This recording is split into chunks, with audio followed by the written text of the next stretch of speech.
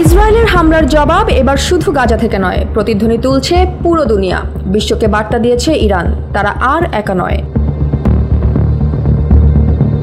মুসলিম বিশ্ব তো বটেই, এবার ইরানের পক্ষে সরব হয়ে উঠেছে বিশ্বের 4টি পরমাণু শক্তিধর রাষ্ট্র, যাদের হুঁশিয়ারিতে স্পষ্ট এই যুদ্ধ আর মধ্যপ্রাচ্যের গণ্ডিতে আটকে নেই।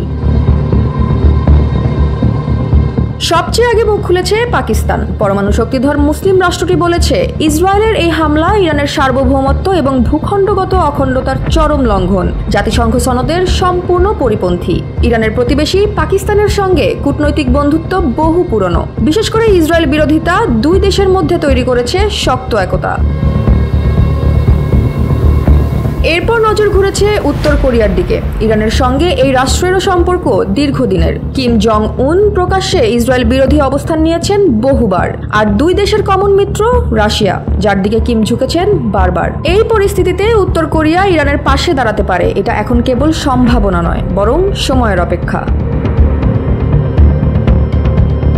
এদিকে চীনও এবার চুপ করে থাকেনি। চীনের প্রতিনিধি ফু কং বলেন, ইসরায়েল আরেকটি রেড লাইন পার করেছে। চীনের হাতেও রয়েছে পরমাণু অস্ত্র, আর চীনের বার্তাও স্পষ্ট, বন্ধুর জন্য বোতাম চাপতেও পিছপা হবে না। সর্বশেষ সবচেয়ে বড় খেলোয়াড় রাশিয়া। এ ব্যাপারে পুতিনের মুখপাত্র বলেছেন, ইসরায়েলের এই হামলা চরম উদ্বেগজনক, এটি উত্তেজনা বাড়াবে এবং পরিণতি আরো ভয়াবহ হতে পারে। ইরানের পুরনো মিত্র রাশিয়া এখন স্পষ্টতই পাশ ঘেঁষে দাঁড়িয়েছে।